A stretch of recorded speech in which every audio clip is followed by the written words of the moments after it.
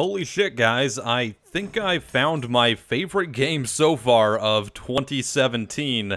Yeah, that's kind of crazy. I randomly got a code for this game called For the King, and I started playing it. You know, I do my series where I do some live first impressions, or depending on the game, I'll do kind of like the video I'm doing right now, where I just talk about my experiences with them so far and things like that. And holy crap!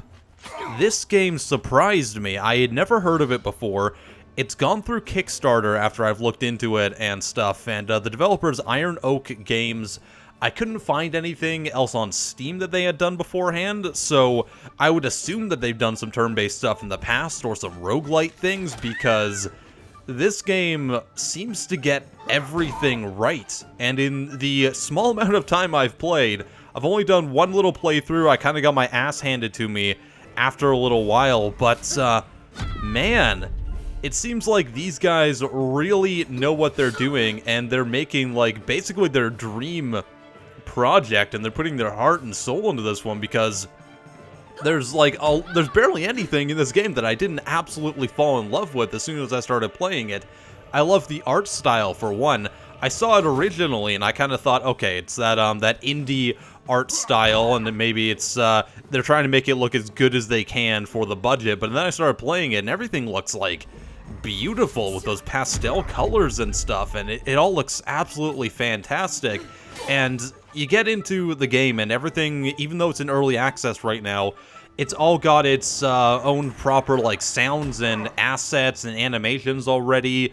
Everything about it seems almost like a fully released game already, and I'm super impressed by it. And like, getting off of just the artistic qualities to it, all the different mechanics and all this other stuff that's in the game, it all works really well. And like I said, I instantly fell in love with it already.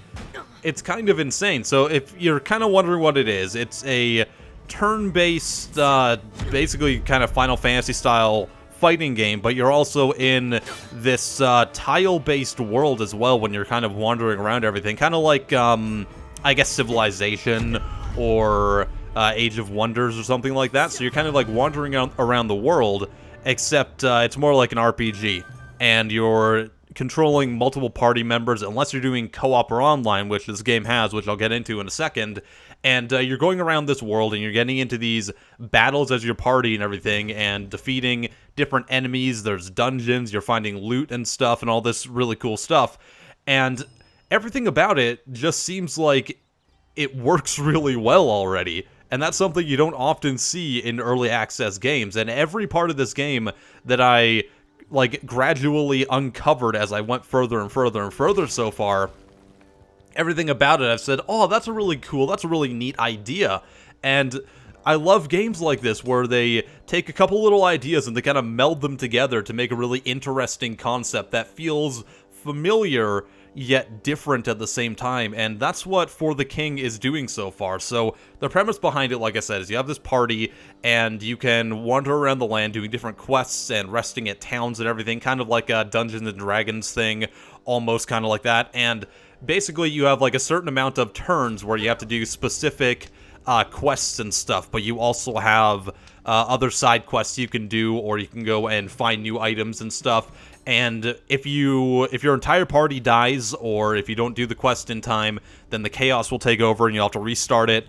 And that's where like the roguelike elements in this game come in and everything. So like when your party dies, you can spend some of their lore points that they got to get new items and stuff and restart as new characters. You can unlock different characters in the game to kind of get better as you go. The map's going to be different every time. Things pop up in weird places and stuff, and you never know exactly what's going to happen.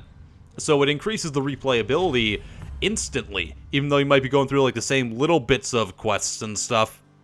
It does have that roguelite element where you never know exactly how everything's going to go. There's a really neat system with combat in this game with RNG, where your attacks, like, they'll have like percentages of successes or failures, and usually in games that's all kind of done behind the scenes, but this one tells you like, okay, this roll was a success, this roll was a failure, and it lets you know exactly what's going on in the combat and everything. So I really appreciate that as well. And overall, just everything that's gone on in this game has just been super fun to play from an artistic standpoint, a gameplay standpoint, and it's really made me want to explore it a whole lot more. I'm kind of hesitant to, because it's in early access, as I said before, right? And the problem with that is I don't want to play this game right now too much because it's in early access, and I want to play the finished one.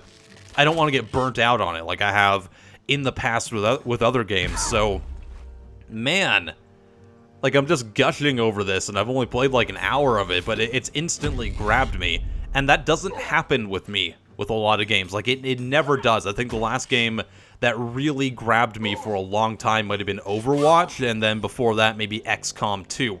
Those were really the only two games I played any long amount of last year. Maybe like a little bit of Battlefield 1 and stuff. So for a little turn-based indie game to do that with me is actually kind of amazing, in my eyes anyways. So I mentioned that this game isn't only single player, it's actually co-op and multiplayer as well. There's actually local co-op in this too, which is like a big thumbs up for me, and there's multiplayer available as well. So when you're playing those co-op or multiplayer modes, basically it becomes kind of like a board game where you're each controlling your own character and stuff, and it's your job to move around as characters and everything, because if they're not like near each other, then you can get into battles with only two of the characters, or even one of them, and then obviously you're at a huge disadvantage in that battle.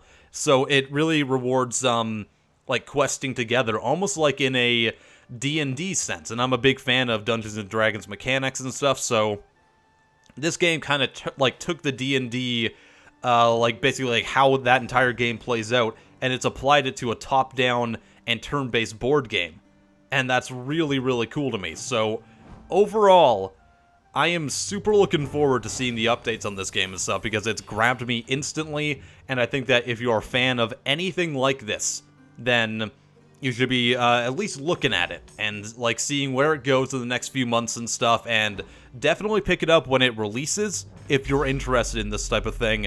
While it's in early access, of course, like I say every single time, I don't recommend you buy a game in early access unless you want to help the developers with bug testing and other things, because this game isn't finished, of course, but I will say that you should definitely put it on your list, because damn, I really like this. This is good stuff. Good job, guys. You're getting 2 thumbs up. If I had 2 more arms, you get 4 thumbs up, and so on.